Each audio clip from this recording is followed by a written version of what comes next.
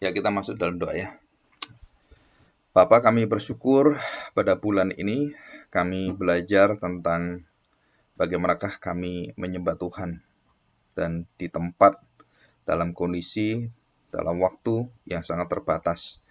Dan kami hari ini belajar tentang hari-hari akhir dan masa yang ke depan yang sangat penuh dengan misteri. Tetapi firman-Mu dengan jelas, dengan gamblang, membukakan bagi kami kondisi yang akan kami masuki, dan khususnya jaminan kepastian akan seluruh masa depan hidup kami, baik bagi jiwa-jiwa yang sudah bertobat, atau dalam masa kami mendapatkan kepastian, menantikan akan seluruh penggenapan janji-Mu, dan kami memasuki satu masa pada zaman akhir, pada kondisi yang Tuhan paparkan melalui firman Tuhan, dan khususnya bagaimanakah keadaan manusia. Kami melihat bahwa kasih Tuhan dan kemurahan Tuhan terus tercurah. Bahkan rahmat-Mu dan anugerah-Mu masih begitu banyak Engkau bukakan. Dan tingkap-tingkap langit juga Engkau curahkan bagi orang-orang yang Engkau panggil, Engkau pilih, dan Engkau jadikan anak-anak yang kudus di hadapan-Mu Tuhan. Kami bersyukur karena Kristus yang sudah membuka jalan ini, dan kami menikmati keadaan kekal bersama dengan Kristus sejak kami berada di bumi ini, sejak kami dilahirbarukan dan mendapatkan jaminan dari darah perjanjian yang baru, dan kami dimeteraikan dengan kuasa Roh Kudus. Kami melihat bahwa seluruh hidup kami baru, dalam keinginan, dalam perasaan, dalam kehendak kami, bahkan kecenderungan hati kami, keinginan kami yang terdalam, sampai hati nurani kami, semua menjadi arahan baru, menjadi hati yang baru, dan kami semua merasakan dunia ini adalah sementara, akan digantikan dengan dunia yang baru. Hari ini kami mau menyelidiki dan kami mau belajar langit dan bumi yang baru. Terima kasih Bapa untuk kemurahan-Mu dan juga waktu yang sangat indah ini.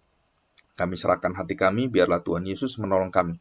Di dalam nama Tuhan Yesus kami serahkan doa kami ini. Amin. Ya, kita akan membaca kitab Wahyu ya. Kitab Wahyu pasal yang ke-21 ya, ayat 1 sampai 8. Wahyu 21 ayat 1 sampai 8. Terus nanti 22 ayat 1 sampai 5. Saya bacakan, langit yang baru dan bumi yang baru. Istilah baru ini sama dengan lahir baru ya, terus kemudian Yerusalem baru, bait Allah yang baru, itu semua sama ya, perjanjian baru. Nah, itu sama semuanya. Jadi istilah baru bukan baru bendanya, tetapi diperbarui ya, diubahkan di situ. Lalu aku melihat langit yang baru dan bumi yang baru, sebab langit yang pertama, langit yang awal yang pertama, dan bumi yang pertama telah berlalu. Jadi telah usang, telah berlalu, dan laut pun tidak ada lagi. Nah, ini kata-kata penting ya. Laut pun tidak ada lagi. Itu penghukuman. Ya, kutukan, laknat, dan semua itu bersih, nggak ada lagi. Ayat kedua. Dan aku melihat kota yang kudus, Yerusalem yang baru. Yerusalem yang baru. Bukan Yerusalem yang ibu kota bangsa Israel yang dulu itu, atau sekarang ini Yerusalem yang ada. Bukan itu ya. Bukan, nggak ada sangkut pautnya dengan Yerusalem itu. Dan aku melihat kota yang kudus, Yerusalem yang baru, turun dari surga. Jadi Yerusalem itu sudah ada sejak dulu, sejak kapanpun itu turun dari surga. Artinya bersama dengan Kristus. Dari Allah yang berhias bagaikan pengantin, perempuan yang berdandan untuk suaminya. Jadi Yerusalem itu mirip seperti gereja gitu ya. Jadi diciptakan oleh Tuhan, dan di mana kita akan bertemu di Yerusalem itu bersama dengan orang-orang kudus, bersama dengan Kristus. Dan diilustrasikan sebagai pengantin yang berdandan untuk suaminya, ya, calon suami. 3. Lalu aku mendengar suara yang nyaring dari tahta itu berkata, lihatlah, kemah Allah ada di tengah-tengah manusia, dan ia akan diam bersama-sama dengan mereka. Mereka akan menjadi umatnya, dan ia akan menjadi Allah mereka. Nah, ini 4 ini ya. Dan ia akan menghapus. Nah, istilah menghapus itu membersihkan. Dan sampai tuntas, dan tidak ada lagi kotorannya, air matanya, sama sekali.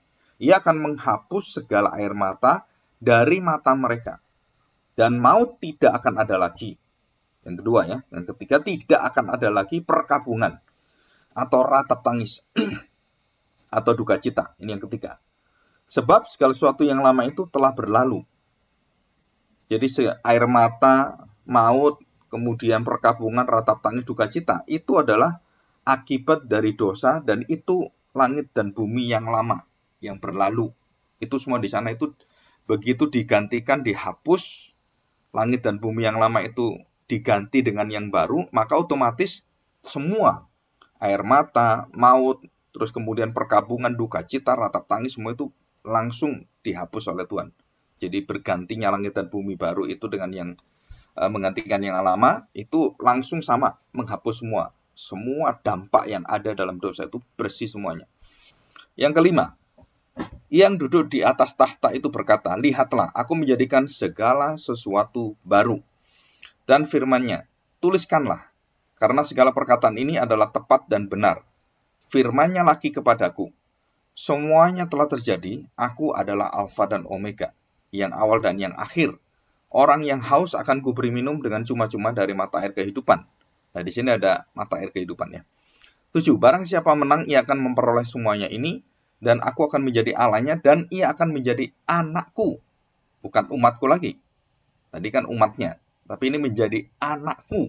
Jadi semua anak harus menyebut Allah itu sebagai bapaknya. Ya, karena itu diajarkan oleh Tuhan itu sendiri. Bapak kami di surga. 8.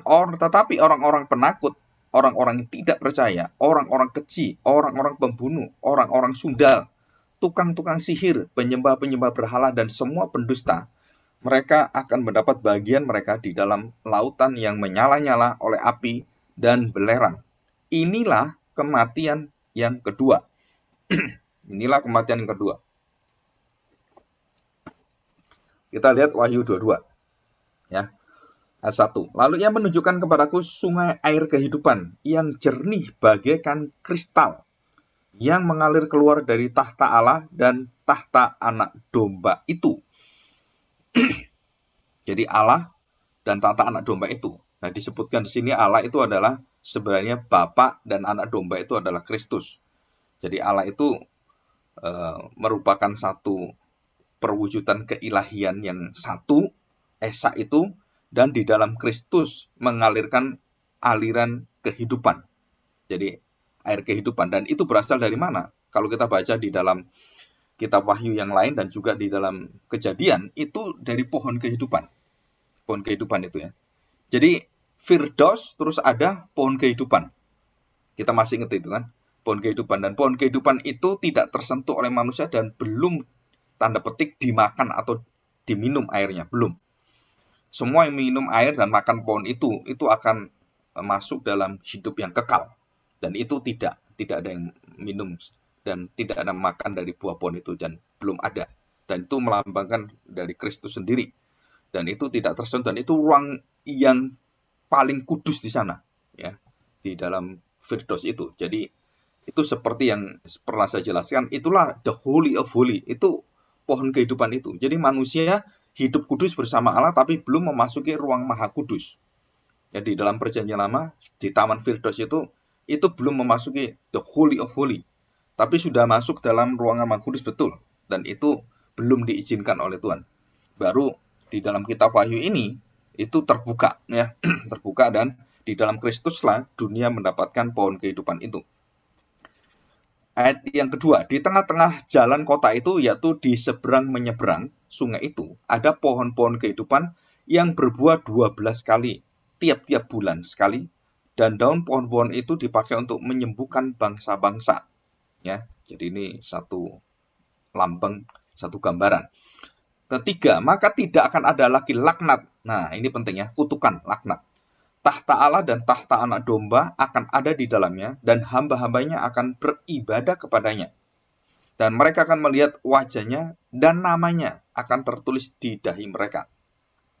Dan malam, nah ini penting ya, dan malam tidak akan ada lagi di sana, dan mereka tidak memerlukan cahaya lampu dan cahaya matahari, sebab Tuhan Allah akan menerangi mereka, dan mereka akan memerintah sebagai raja sampai selama-lamanya. Jadi mataharinya siapa? Terangnya siapa?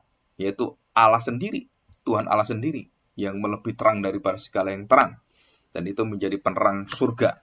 Jadi di surga tidak perlu lampu, tidak perlu kita nyalakan lampu-lampu yang kita ada di sekeliling kita, dan kita akan belajar hal ini ya. Jadi kondisi surga, bagaimana keadaan surga, dan definisi surga juga sedikit saya singgung lagi ya. Nah, di sini kita melihat dari sejak awal manusia itu bersama dengan Tuhan itu merupakan kondisi surgawi, keadaan surga. Dan keadaan surga yang belum sepenuhnya artinya belum tuntas sampai akhir kepenuhan Allah itu.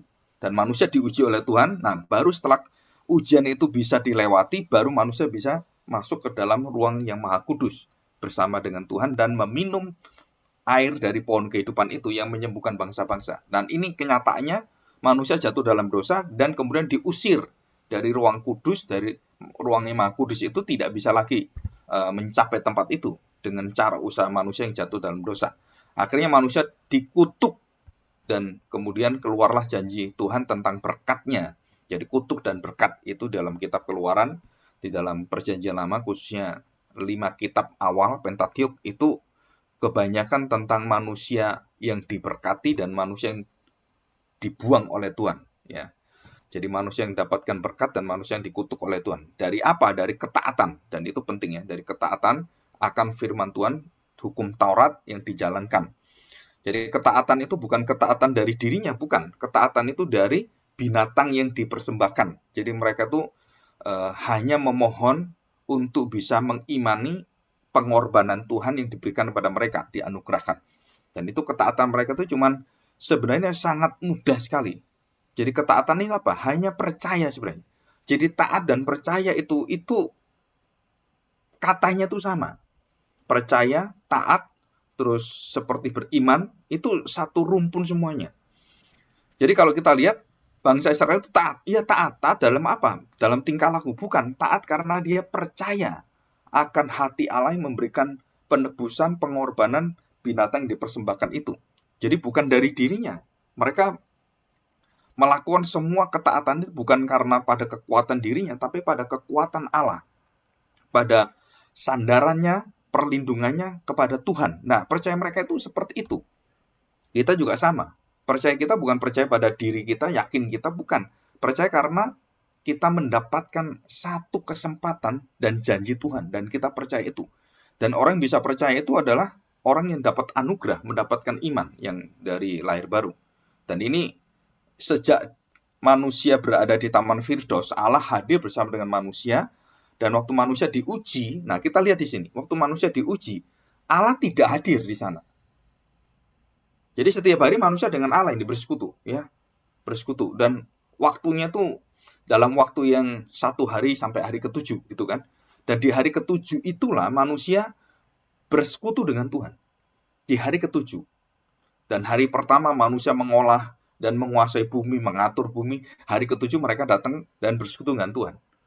Dan pada waktu dicoba oleh iblis dan Tuhan izinkan itu, manusia tidak disertai oleh Tuhan. Tapi firman itu, janji Tuhan itu, yang sudah diterima oleh Adam dan Hawa, yang ada dalam pikiran mereka, dalam hidup mereka, nah itu yang menjadi kekuatan dalam hidup mereka. Tapi mereka kemudian jatuh dalam dosa. Ya. Kemudian Eden itu kembali ke surga. Ya. Jadi Taman Eden tidak ada di bumi ini, diangkat oleh Tuhan di mana? Itu ke surga. Ya. Eden itu ya surga. Jadi surga hadir bersama Allah, bersekutu dengan manusia di Taman Firdaus, yang juga disebut juga surga itu, dan diangkat oleh Tuhan begitu jatuh dalam dosa, diangkat, termasuk di dalamnya pohon kehidupan itu kembali ke surga bersama dengan Tuhan, dan manusia terpisah selama-lamanya, terpisah dari hadirat Tuhan, dan tidak bisa manusia menghubungi Tuhan lagi, dan harus melalui jalur pengantara-pengantara yang ada, mulai dari nabi-nabi, mulai dari malaikat-malaikat dan hakim-hakim, raja-raja, semua itu ya. Nah, di situ itu cara berpikir yang kita lihat di dalam Alkitab. Oke. Nah, kita melihat surga itu dalam bahasa aslinya itu samayim. Samayim itu tempat yang tinggi, tempat yang sangat tenang, tempat yang penuh dengan kayak orang itu satu pengayuman ya, jadi memenuhi semua. Jadi kalau tinggi itu kita bisa melihat semuanya. Nah, surga itu tempat hal yang paling di atas. Dia menguasai semuanya. Arti memenuhi itu ya. Dan juga dalam bahasa Yunani itu langit, Uranos. Jadi surga ya langit ya surga gitu. Nah, Uranos itu berkaitan dengan atmosfer, jadi kondisi yang ada. Nah, kita masih ingat bahwa bumi ini diliputi atas dan bawah itu kita ini diliputi oleh air, ya, diliputi air. Dan ditemukan yang terbaru bahwa batas dari semesta alam ini, yang penemuan terbaru saya baca beberapa hari yang lalu, mereka baru sadar setelah menembus itu katanya seluruh semesta alam ini itu kan terdiri dari bermiliar, bertriliun-triliun planet itu kan, itu batasnya itu katanya air. Ya, jadi bumi semesta alam ini kemudian ada batasnya air. Nah, mereka baru melihat kembali pada kitab Kejadian, air dengan air dipisahkan, yang di atas dan di bawah. Jadi jagat semesta alam ini itu diliputi dengan air. Jadi mereka kembali melihat pada Alkitab, loh, ini Alkitab sudah ngomong ini. Jadi dipisahkan dengan air dan air bawah dan atas itu. Nah, mereka baru sadar. Sudah beribu tahun Alkitab itu tetap, walaupun yang menulis adalah Musa, tidak mengenal pengetahuan seperti sekarang, tapi karena firman Tuhan, itu kebenarannya tidak bisa disangkal oleh siapapun. Nah, itu ya, di situ ya. Dan juga kita lihat di surga itu selalu berkaitan dengan air. Jernih, begitu bersih. Itu air kehidupan. Dan Yesus mengatakan, akulah air hidup. Ya, kita ingat itu. Ya, itu menunjukkan pada dirinya adalah pohon kehidupan itu yang sekarang hadir, yang memberikan semuanya. Ya, oke. Nah, menurut Plato itu ada kelemahan-kelemahan di dalam pemikiran orang-orang zaman filsuf itu ya.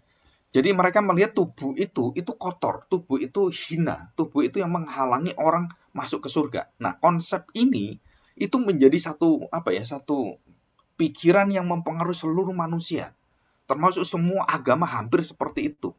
Jadi tubuh itu dipisahkan, aliran-aliran kepercayaan, kemudian ya tubuh ini harus disangkali gitu ya, ajaran-ajaran Kristen juga sama. Jadi merasa bahwa daging itu hina gitu. Padahal terbalik, kemarin saya menjelaskan. Kita diambil dari debu dan tanah yang hina, tetapi jangan lupa debu dan tanah ini itu akan menjadi mulia. Dengan cara apa? Dengan Kristus menjadi debu dan tanah. Jadi dia menjadi manusia itu, dia juga dari mana asalnya? Dari seluruh kehidupannya. Dia dari debu dan tanah juga, dari kita ini, dari darah daging kita yang bisa hancur seperti itu. Nah, waktu Yesus diciptakan, waktu Yesus lahir dari rahim Maria, bukan diciptakan ya, jadi lahir dari Maria yang juga adalah Maria itu ciptaan Allah. Jadi yang kita pikir ya, Maria itu diciptakan oleh Allah dan kemudian melahirkan tanda petik bayi Allah, manusia dan Allah itu. Nah, di sini kita melihat debu dan tanah itu akhirnya dimuliakan oleh Tuhan. Seluruh kepercayaan agama-agama dan orang-orang pinter dan juga orang-orang yang beraliran tentang melihat bahwa tubuh itu adalah tubuh yang hina dan tidak bisa masuk, dan ini penghalang kita harus tidak punya perasaan, kita harus kalau orang dalam agama-agama timur itu mengosongkan dirinya. Nah, itu semua mempengaruhi pikiran kita. Semua bersifat daging dan tubuh alamiah itu enggak dapat bagian dalam kerajaan surga. Darah dan daging yang dosa itu ya tidak mendapat bagian, tapi ini tidak. Ini darah daging yang kita semua. Padahal Tuhan Yesus katakan, enggak. Nanti tubuhku menjadi tubuhmu, darahku menjadi darahmu, dan kamu yang hina itu menjadi mulia. Dan bukan hanya mulia, kamu akan bersama dengan Allah selama-lamanya. Ini sesuatu yang kalau kita ngomong, sesuatu yang kita sulit terima gitu. Tetapi Allah itu begitu mulianya, mau menerima kita yang hina dan menciptakan kita dari debu dan tanah. Dan kemudian dari debu dan tanah ini diambil oleh Kristus, dan dirinya itu mengambil hal yang fana ini menjadi yang mulia. Yang sementara itu menjadi yang kekal. Nah, di dalam Kristus telah bertemu antara kehinaan manusia yang dari debu dan tanah itu menjadi tubuh yang mulia. Nah, di sini kita melihat ini. Jadi kita tidak lagi menghina tubuh yang yang dari debu dan tanah itu, memang dosa itu akan dihapuskan oleh Tuhan. Seluruh dampaknya dari tubuh kita ini yang dapat kutukan karena kita jatuh dalam dosa, hidup kita ini susah semuanya. Nah, nanti di surga itu semua kesusahan, semua hal yang duka cita semua itu bersih semuanya, ya. Kita bersyukur ini, ya. Kita lihat sekarang yang tidak ada di surga, ya. Yang pertama dari kitab-kitab lain, ya, dari Korintus, dari Roma, dari Rasul Paulus itu, ya. Nah, tidak membutuhkan makanan minuman karena kita bukan terdiri darah dan daging yang lama, ya. Jadi kita tidak bergantung lagi, kita lapar, nah itu kita tidak ada hal-hal seperti itu. Termasuk lapar dan haus akan seluruh hubungan manusia yang lain. Jadi contohnya, ya, suami istri. Nah, hubungan suami istri. Kadang-kadang kan kita membutuhkan itu secara biologis, hubungan suami istri, hubungan anak dan bapak, hubungan antara manusia dengan manusia, kasih eros, kasih philia, kasih yang lainnya gitu, ya, yang dari manusia gitu. Itu semuanya akan berhenti. Semua berhenti dan semua itu akan menyatu di dalam kasih Allah, kasih agape atau agapo. Nah, itu semua menjadi satu dan kita tidak ada keinginan lagi di surga. Keinginan untuk mengasihi seperti suami istri, mengasihi seperti kita di dunia ini, mengasihi anak kita. Nah, hubungan itu semua itu akan berhenti menjadi semua kasih kepada Allah dan semua manusia menjadi satu saudara di dalam Tuhan. Semua satu saudara. Dan kita semua akan melihat, jadi masa lalu kita semua, kita akan melihat apa? Kita menjadi satu umat, satu anak-anak Bapa surgawi. Jadi hubungan Bapak anak itu hanya Bapak surgawi dengan kita. Cucu apa nggak ada semua. Yang kita ada apa? Semua saudara, termasuk anak kita, suami kita, semua itu di dalam Kristus semua. Menjadi satu manusia yang baru. Dan inilah, agama inilah yang mau dibangun oleh beberapa filsuf Kristen. Yang disebut sebagai one humanity. Satu kemanusiaan, jadi semua orang itu sama. Mau negro, mau hitam, mau putih, mau kuning, mau coklat. Itu sama semuanya. Kita menjadi umat manusia yang sama di hadapan Tuhan. Nah, yang bisa menerima HAM itu hanya orang Kristen sebenarnya. Kenapa? Karena di surga itu akan ada HAM surgawi yang tidak membedakan sesama saudara, sesaudara. Kasihlah sesamamu seperti dirimu, ya sesama juga. Dan kemudian kita tahu bahwa Kristus Allah itu menjadi sesama dengan manusia. Sesama dengan sedaging sedara dengan manusia. Ini luar biasa. Jadi kalau saya sesama dengan manusia, ya karena kamu daging, saya daging, sesama. Sekarang Allah yang kekal itu, yang roh itu, terus kemudian menjadi sedaging sedara dengan kita. Menjadi sesama kita. Menjadi saudara kita. Wah, ini luar biasa sekali. Dan itulah surgawi. Jadi kalau kita masih berpikir, kita berpikir anak, bapak, ibu, kepentingan-kepentingan seperti itu, kita nggak bisa menangkap pikiran Kristus yang mengatakan, siapakah bapakku, siapakah saudaraku? Kenapa nggak bisa menangkap itu? Karena murid-muridnya belum tahu. Tapi nanti mereka tahu. Nah, dia mengatakan sedemikian. Barang siapa yang tidak meninggalkan orang tuanya, tidak meninggalkan anaknya, tidak meninggalkan hartanya, tidak meninggalkan semua kedudukannya, dan datang kepadaku, dia tidak layak masuk kerajaan Allah. Yesus katakan demikian. Bahkan mereka yang mengatakan, sebentar, saya ngubur papa saya dulu, papa saya lagi sakit. Kamu tidak layak. Kamu harus mendahulukan aku dari seluruh yang ada. Nah, kenapa Tuhan mengajar seperti itu? Karena yang di surga nanti, yang kita sembah, yang kita cari, bukan orang tua kita, bukan anak kita, bukan. Yang kita cari adalah Tuhan, dan di dalam Tuhan itulah kita menerima semua anak kita, cucu kita, atau papa kita, nenek moyang kita, itu satu menjadi saudara, baru kita ketemu. Wah, kita ketemu dengan anak kita yang sekarang ini, sesama kita, saudara kita. Dan Tuhan Yesus mengajarkan itu berkali-kali pada murid-muridnya. Dan kita harus tahu perasaan itu dalam warga negara kita, atau saudara seiman. Kan kita seringkali ngomong gitu, kita ini saudara seiman, saudara dalam kasih Kristus. Betul itu surgawi. Tetapi prakteknya kita masih mendahulukan, wah ini kan, ya kalau istri saya salah, suami saya salah, masa saya tegur, ya nggak berani saya. Ya udah biarin aja nanti nanti tahu-tahu sendirilah. Nggak bisa, kenapa? Dia saudaramu di dalam Tuhan. Dia harus kamu beritahu tentang firman Tuhan, kebenaran-kebenaran, kekudusan Tuhan. Dan kita harus berani. Kenapa? Wah, kita nggak boleh sungkan. Ini karena anak saya, kan karena papa saya. Udah kalau berdosa diamin aja. Nggak bisa. Kenapa? Karena kita harus mempraktekkan surgawi. Kita mempraktekkan jiwa surgawi, spirit surgawi. Dan ini, jadi tidak ada lagi hal-hal yang berkaitan dengan manusia yang lama, yang sudah berlalu. Makan, minum, keinginan seksual, keinginan hubungan suami istri, dan juga hubungan-hubungan yang lain semuanya.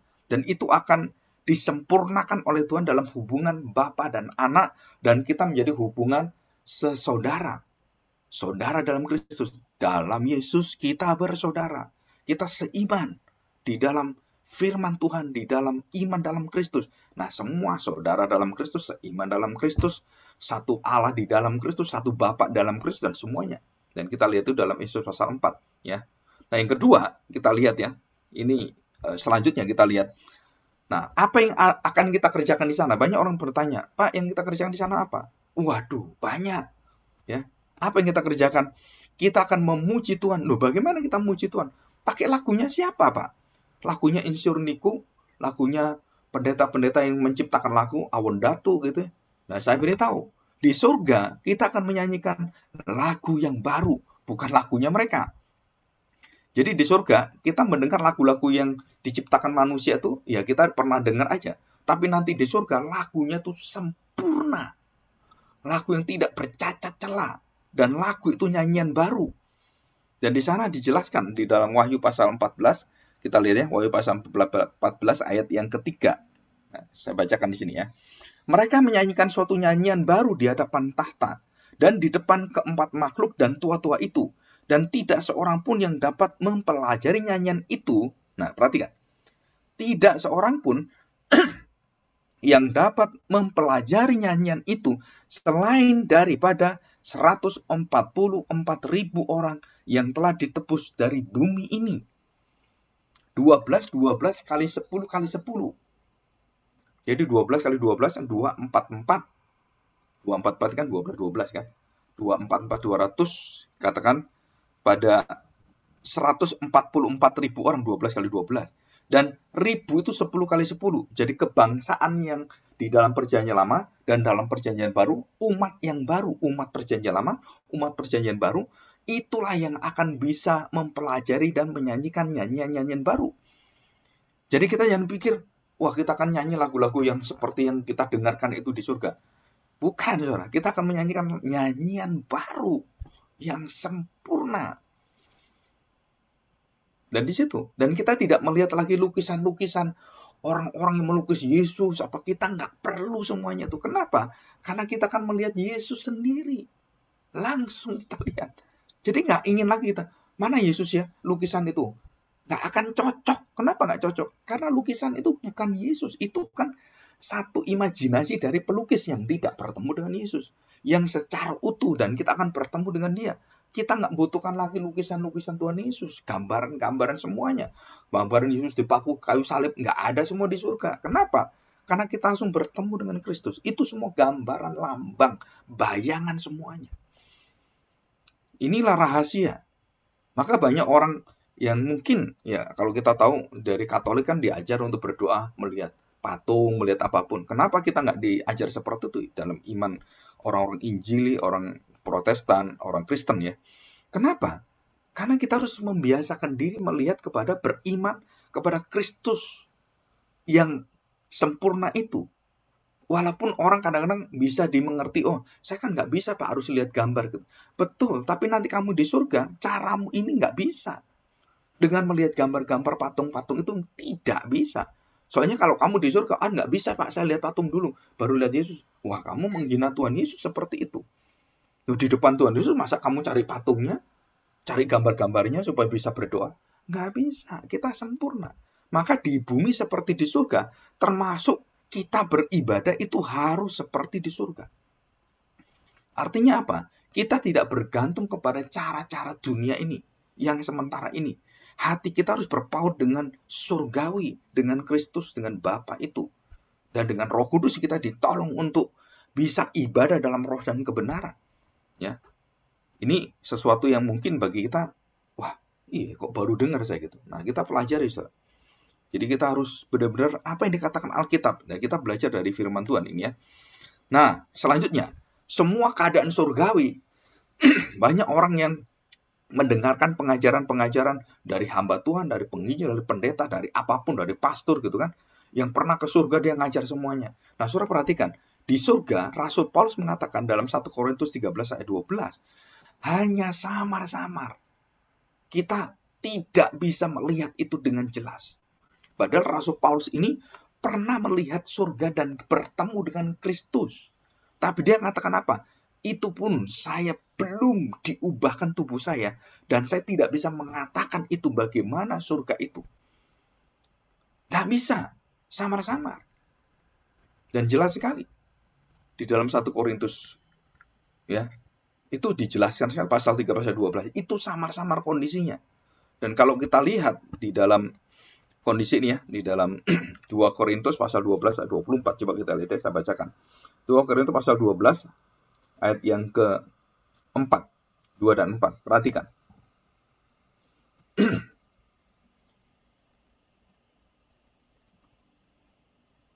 Ya. Saya bacakan ya. Ayat 2 dan 4. Aku tahu seorang Kristen 14 tahun yang lampau, entah di dalam tubuh aku tidak tahu, entah di luar tubuh aku tidak tahu. Allah yang mengetahuinya. Orang itu tiba-tiba diangkat ke tingkat yang ketiga dari surga. Ini kalimat persis sama, diulang Rasul Paulus pada ayat yang 4. Ia tiba-tiba diangkat ke Firdaus. Jadi surga dan Firdaus itu sama. Termasuk di dalamnya pangkuan Bapak Abraham. Sama. Karena itu secara kondisi konteks budaya, pangkuan Bapak Abraham itu hanya orang-orang Yahudi yang punya istilah ini. Dan orang-orang di luar Yahudi nggak punya ini. Karena Abraham soalnya. Pangkuan Bapak Abraham itu melambangkan surga, Firdaus. Jadi 3 kata ini sama persis artinya semuanya. Ia tiba-tiba diangkat ke Firdaus dan ia mendengar kata-kata yang tak terkatakan, yang tidak boleh diucapkan oleh manusia. Nah, sekarang ada orang datang dari surga ngomong, wah surga itu seperti ini, seperti. Ya, wong Rasul Paulus itu sudah pergi ke surga melihat Yesus. Dia ngomong, masih samar-samar. Aku nggak bisa menjelaskannya. Terlalu indah, terlalu aku nggak bisa dijelaskan dengan kata-kata kita. Dan semuanya hanya lambang kita jelaskannya. Lah kok ada orang dari surga ngomong A, B, C, di sini surga seperti ini. Dan sebagian besar penjelasan itu ada di Alkitab. Ngapain kamu datang ke surga dipanggil Tuhan, terus datang balik ke bumi, ngomong yang sama dengan Alkitab. Terus kemudian kalau salah, wah lebih parah lagi, kamu menyesatkan orang. Tapi banyak orang senang dengan hal seperti ini. Dan itu yang mencelakakan banyak orang-orang yang pikirannya disesatkan. Jadi waktu kita jelaskan yang benar, mereka menolak kita. Kenapa? Oh ini nggak sesuai dengan pendeta saya nih. Ini surganya pendeta saya seperti ini. Oh nggak bisa. Kamu harus baca Alkitab. Surga yang benar itu dalam Alkitab. Bukan dalam pengalaman orang-orang yang pernah ke surga. Atau hamba Tuhan yang pernah ke surga atau ke neraka. Nggak pernah. Nggak ada satu orang pernah ke neraka kecuali Tuhan Yesus. Saudara, jadi kalau ada orang mengatakan saya ke neraka, ada hamba Tuhan ke neraka gitu. Nggak ada. Saudara. Yang pernah ke neraka itu hanya Kristus. Yang pernah menaklukkan neraka itu Kristus. Nggak ada satu orang bisa ke sana. Itu ada seperti chasm. Chasm itu ada jurangnya yang nggak mungkin dari surga ke neraka, dari bumi ke neraka. Itu nggak mungkin, saudara. Di dalam Lukas pasal 16 tentang Lazarus dan orang kaya itu, Tuhan mengatakan ada jurang pemisah. Chasm itu, ada jurang yang nggak bisa kamu seberangi. Loh kok sekarang ada orang ke neraka, Pak? Ya itu pasti salah. Itu pasti nggak benar, itu pasti menyesatkan. Jadi kita harus hati-hati ini ya. Nah, oke, kita lanjutkan. Ya. Nah, yang selanjutnya apa? Tidak ada matahari, bulan, bintang, dan semuanya. Nah, saudara perhatikan. Tidak ada matahari, bulan, dan bintang. Artinya, tidak ada bulan, hari Senin, Selasa, Rabu yang dirotasi 24 jam. 24 jam satu hari. Dan 7 itu 1 minggu. 30 itu 1 bulan. 365 itu 1 tahun. Dan kalau kemudian tahun kabisat, kemudian tahun-tahun yang dalam sebutan kita semua punya istilah secara kalender itu. Nah, di surga, saudara jangan cari kalender. Ini hari Senin atau Selasa, Pak ya? Semua hari adalah hari Sabat. Semua hari-hari kita beristirahat bersama dengan Tuhan. Dinamakan tahun jubileum. Itu hari penuh sukacita, hari kebebasan kita. Jadi Senin, Selasa, Rabu, itu nggak ada lagi. Saudara. Semua berhenti semuanya dan kita selama-lamanya bersama dengan Tuhan. Dan matahari, bulan, dan bintang nggak perlu lagi. Kenapa? Karena matahari yang kekal, bulan yang kekal, semua penerang kekal adalah Allah sendiri. Dan tidak ada waktunya, saudara. Itu kekal. Tidak ada jamnya, detiknya nggak ada, saudara. Ya. Dan saudara kalau di surga, saudara jangan mencari dokter. Semua dokter itu nggak ada fungsinya di surga. Semua ahli-ahli apapun di sana, itu berhenti semuanya. Dan kita nggak membutuhkan dokter lagi. Kita tidak membutuhkan insinyur. Kita tidak membutuhkan semua apa yang ada di dunia ini. Semua berpusat pada Allah semuanya. Wah, itu bagaimana, Pak? Ya, nanti kita rasakan. Kita masih samar-samar. Ya. Jadi pemerintahan, penguasa, orang jahat itu tidak ada lagi. Ya, kita lihat di sini ya. Saya berikan Wahyu pasal 21 ayat 1 sampai 8 yang sudah kita baca. Wahyu pasal 22 1 sampai 5 itu berparalel dengan Efesus pasal 4 ayat 17 dan 32 sampai 32. Kemudian Galatia 5 ayat 16 sampai 26. Apa itu? Nah, kita kan nanti tolong di rumah dibaca Efesus pasal 4 dan Galatia pasal 5. Orang-orang yang jahat, yang bersifat daging, bersifat dalam kegelapan, itu tidak akan ada di surga. Semua itu dibersihkan oleh Tuhan. Dan itu dimulai dari mana? Dimulai dari gereja. Surga itu dimulai dari mana? Dari kita bertemu dengan firman, kita bertemu dengan Kristus, dan kita didiami oleh Roh Kudus. Dan kita adalah baitnya, dan disitulah Allah bertata. Dan disitulah kita merasakan surga yang akan dipenuhi nanti. Sampai nanti. Jadi gereja adalah tanda petik mini surgawi. Mini heaven. Jadi gereja, kita semua, itu adalah wakil-wakil Tuhan. Kerajaan surgawi. Dan kita menghadirkan seluruh kekuatan, kuasa, dominasi surga. Wah, kita baru sadar ini. Jadi dosa tidak boleh ada bertahta dalam hati kita. Termasuk kedengkian, kebencian, kemarahan. Itu tidak boleh bertahta dalam hati kita, ruang Maha Kudus. Itu tidak boleh ada dosa. Maka orang Kristen tidak boleh tidak mengampuni. Kenapa? Karena hatimu tempat kemurahan Allah. Tidak boleh ada dosa di sana. Satu pun nggak boleh. Jadi manusia baru kita itu, yang didiami Roh Kudus, itu akan membuang semua dosa kita.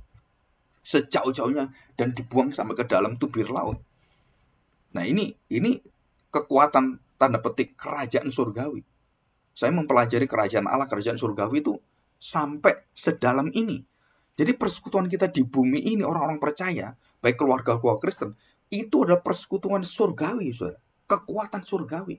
Dan dosa tidak bisa bertahta di dalam hati kita, dalam keluarga kita, dalam gereja kita. Kebencian, terus kemudian kedengkian, iri hati, wah itu nggak boleh bertahta karena gereja adalah surga. Nah, di sini tidak boleh ada orang penakut, penyembah berhala, orang pendusta, orang keji, pembunuh, sundal semuanya. Jadi langit dan bumi yang baru itu menghapus semuanya ini dengan kuasa Allah. Laut tidak ada dan kita tidak menghukum orang lagi dan mengatakan kamu masuk neraka. Kamu nggak boleh. Kenapa? Karena itu menentukan Tuhan, bukan kita. Hakim itu Tuhan. Jadi kita hanya bisa mendoakan. Kita bisa mendoakan musuh kita, bukan menghakimi musuh kita. Kita tidak boleh menuduh musuh kita, tetapi menyatakan kebenaran. Dan itu beda, Sob. Dan saya berkali-kali menyatakan kebenaran malah dimusuhi orang. Menyatakan firman Tuhan yang benar, malah ditolak orang. Kenapa? Karena mereka mempunyai pandangan sendiri. Mereka punya pengertian membenarkan diri sendiri, bukan dari firman Tuhan. Maka orang-orang mendengarkan firman Tuhan, waktu diberitahu tentang firman Tuhan, mereka penuh sukacita. Puji Tuhan, luar biasa ini. Nah, itu di situ. Ya. Terus Yerusalem itu turun dari surga. Jadi nanti kita melihat di surga itu kita melihat apa? Pertemuan yang luar biasa. Yerusalem, kuasa kerajaan Allah, ibu kota surgawi, itu akan turun memenuhi seluruh jagat semesta ini. Bukan hanya kota Yerusalem, kota yang ada kota ditunjuk itu yang berada di tempat khusus di Israel. Bukan. Yerusalem itu menguasai jagat semesta ini, saudara. Seluruh bumi dan segala sesuatu yang ada langit dan bumi baru. Yerusalem menjadi pusat semuanya. Dan perhatikan, apa istimewa Yerusalem? Itu pada poin yang keempat. Apa itu? Kemah Allah ada di tengah-tengah manusia. Apa artinya kemah Allah? Berdiam bersama-sama dengan manusia. Dan berapa kali Allah bersama dengan manusia? Nah, kita pelajari. Dari perjanjian lama sampai kepada Tuhan Yesus. Berapa kali Allah hadir bersama dengan mereka. Dan manusia menolak mereka. Manusia memuji Allah. Manusia berbuat keji, sundal yang seperti itu kan. Dijelaskan. Penakut, tidak percaya, sundal, tukang sihir, orang yang berbuat biadab. Orang yang tidak mengerti tentang hukum-hukum yang Tuhan berikan. Ada orang berhubungan laki-laki dengan laki-laki seperti Sodom Gomora. Perempuan dengan perempuan. Itu satu kekejian semua bagi Tuhan. Orang kawin dengan binatang. Bayangkan, saudara, berhubungan seksual dengan binatang. Orang-orang yang tidak mengerti, bahkan orang-orang yang tanda petik memperkosa anak-anak kecil yang zaman sekarang ini. Masa anak kecil diperkosa?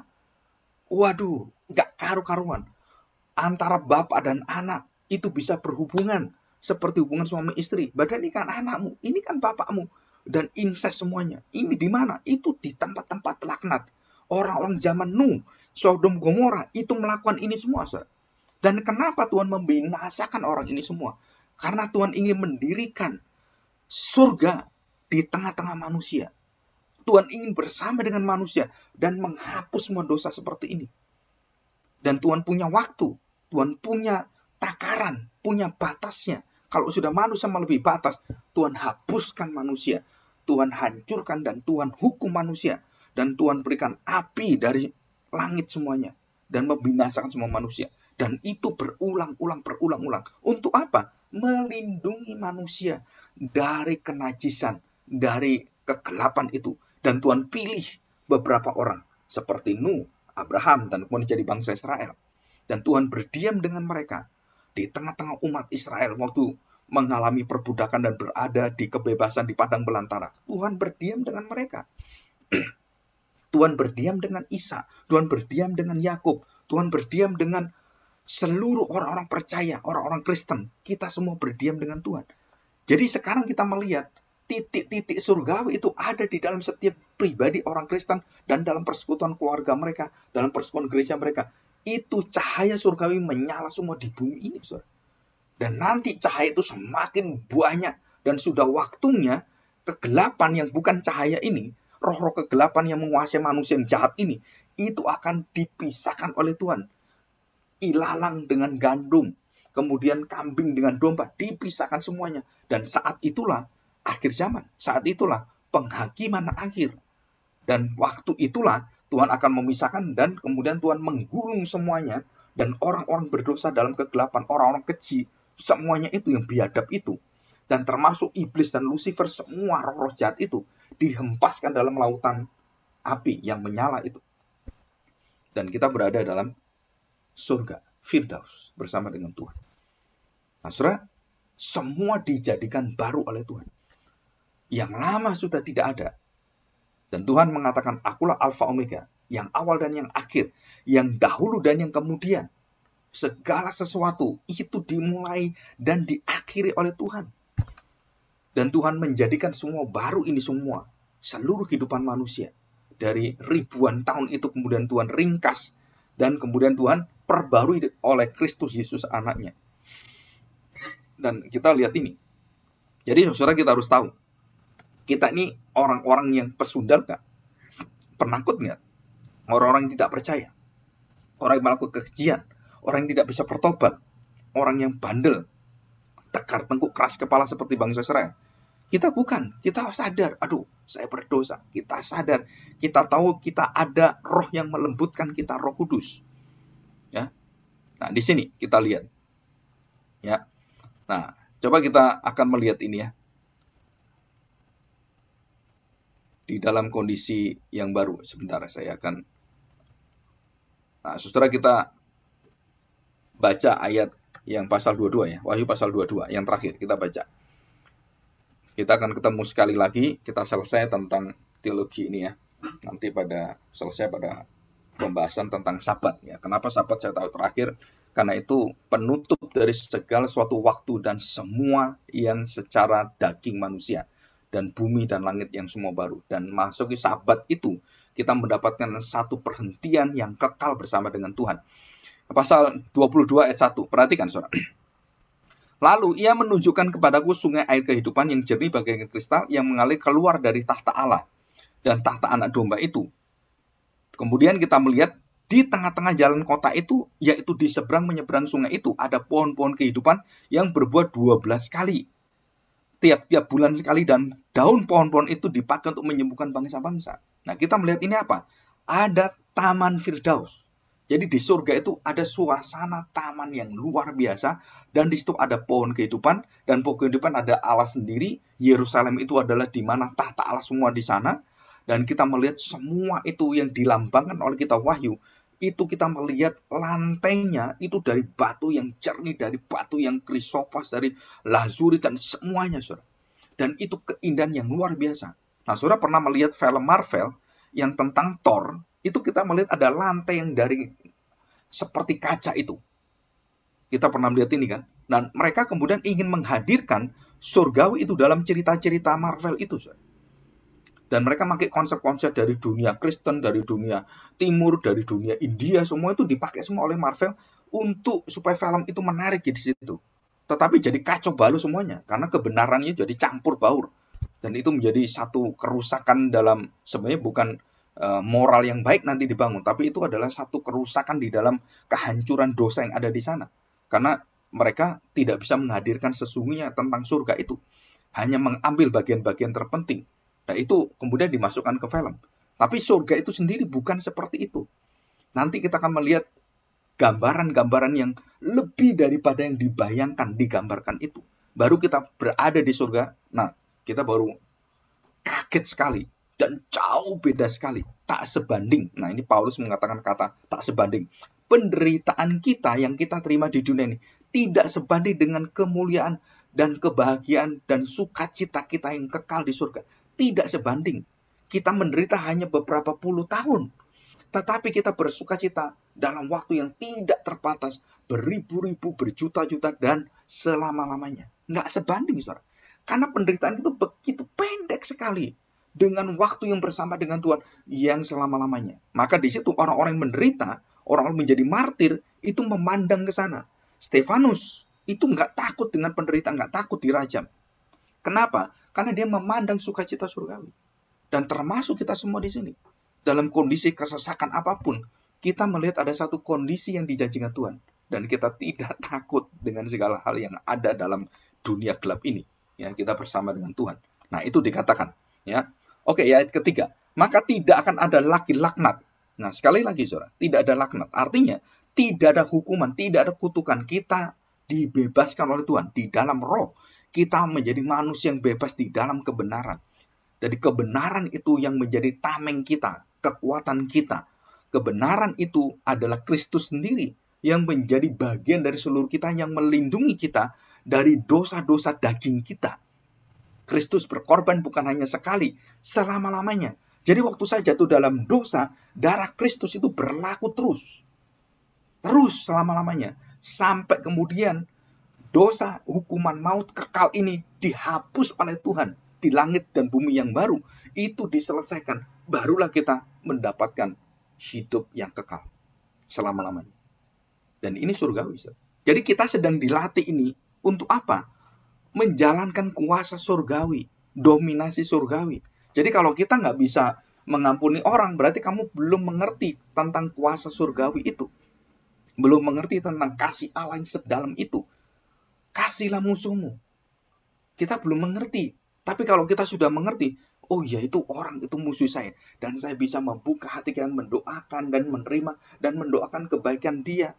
Wah, saudara-saudara sedang menyatakan keadaan kuasa surgawi. Itu tidak main-main. Tidak bisa orang-orang yang seperti dijelaskan dan yang kita terima ini, itu tidak mungkin tanpa firman, tanpa Kristus, dan Roh Kudus bekerja dalam hati kita. Nggak mungkin, saudara. Kenapa ada peperangan? Karena ada dendam. Dan mereka perang, terus perang. Kenapa mereka seperti itu? Musuhan, permusuhan, perselisihan, pertentangan. Kenapa ada? Bahkan di gereja dikatakan, jangan sekali-sekali, khususnya hamba Tuhan, tidak boleh bertentangan, tidak boleh musuhan, tidak boleh cekcok, tidak boleh berselisih. Itu dikatakan oleh Rasul Paulus. Kenapa? Karena yang memimpin kamu adalah kebenaran surgawi. Semua harus tunduk pada kebenaran. Dan semua harus tunduk kepada gembala yang agung. Dan Tuhan wakilkan pada Petrus, Tuhan wakilkan pada hamba Tuhan. Semua harus tunduk semuanya. Asal hamba Tuhannya benar dalam firman Tuhan. Kalau nggak benar, ya ngawur semuanya. Dan di situ kita melihat kekuatan, kuasa, keberadaan surga ada di tengah-tengah kita. Bukan nanti, saudara. Kita sudah merasakan dan sudah kita praktekkan di bumi ini. Engkau adalah terang surgawi. Terang dunia. Dan waktu kita berada dalam terang dunia, kapan terang dunia itu menyala? Waktu kita bisa mengalahkan kegelapan. Dosa orang, kebencian orang. Kita bisa mengalahkan dengan kemurahan hati kita. Dan disitulah surga itu menyala. Luar biasa nih, saudara.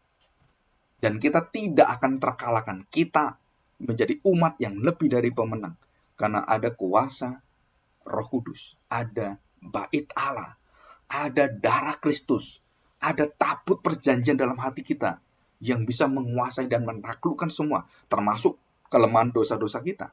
Ya, itu kita harus bisa mengatakan, oh ya, kita bisa meminta maaf. Kita bisa mengakui kesalahan kita. Nah, itu adalah surgawi. Kuasa surga. Dan kita tahu ini. Oke, yang terakhir ya.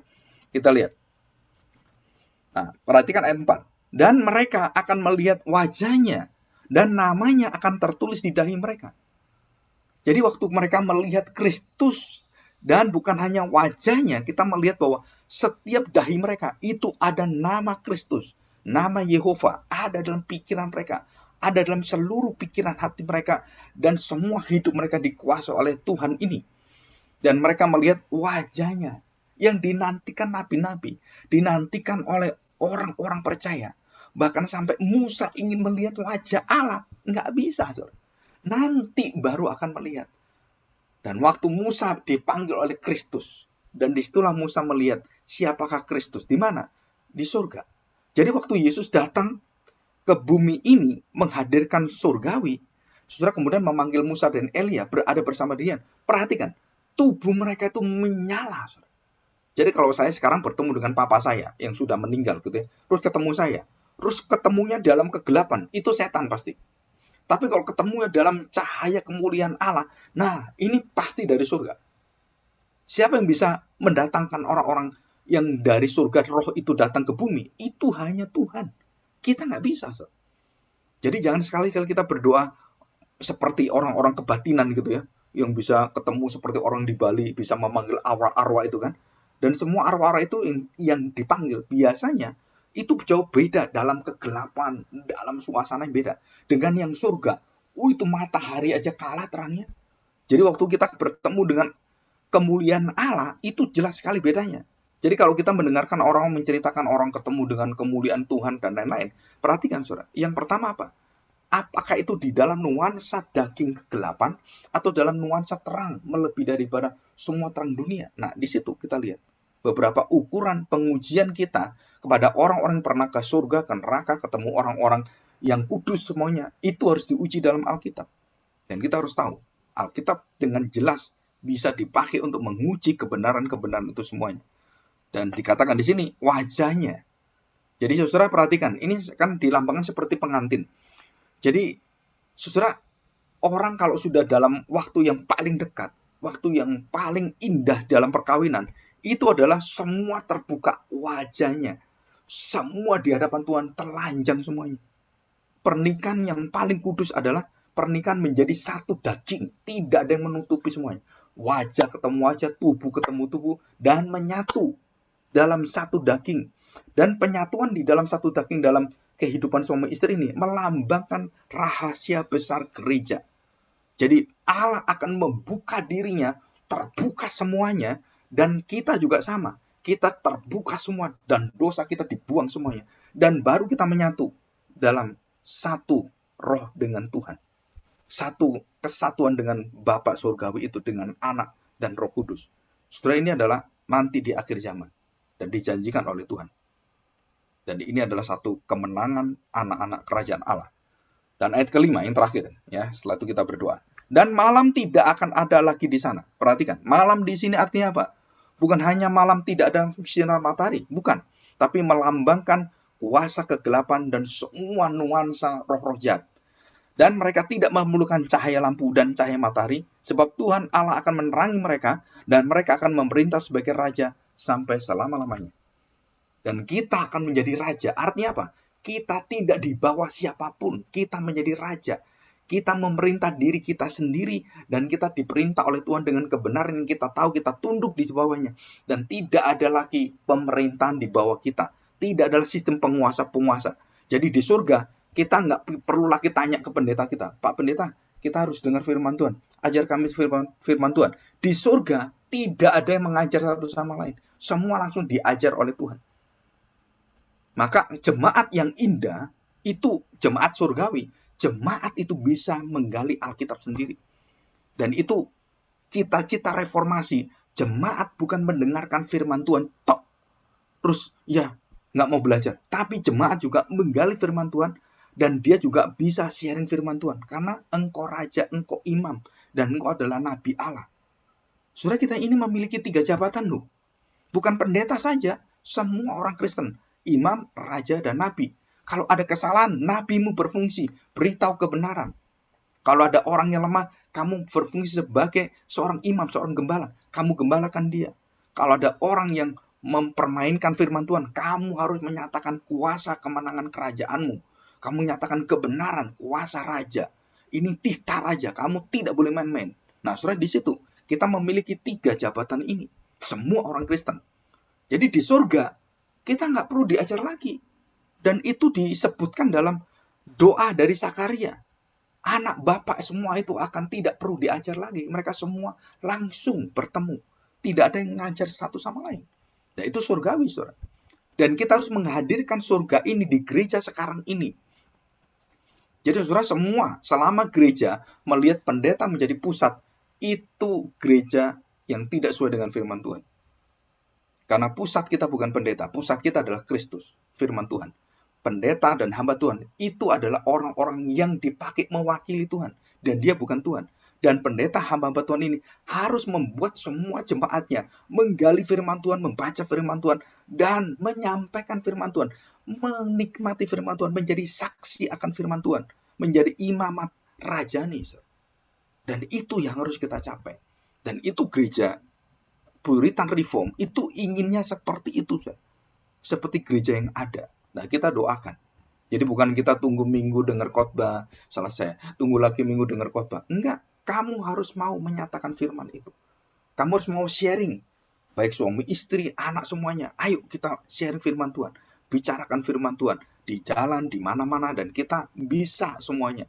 Dan kita menjadikan surga hadir di tengah-tengah kita. Dan Tuhan bersama dengan kita. Ya, mari kita berdoa, kita bersyukur di hadapan Tuhan. Kita bersuka cita karena kuasa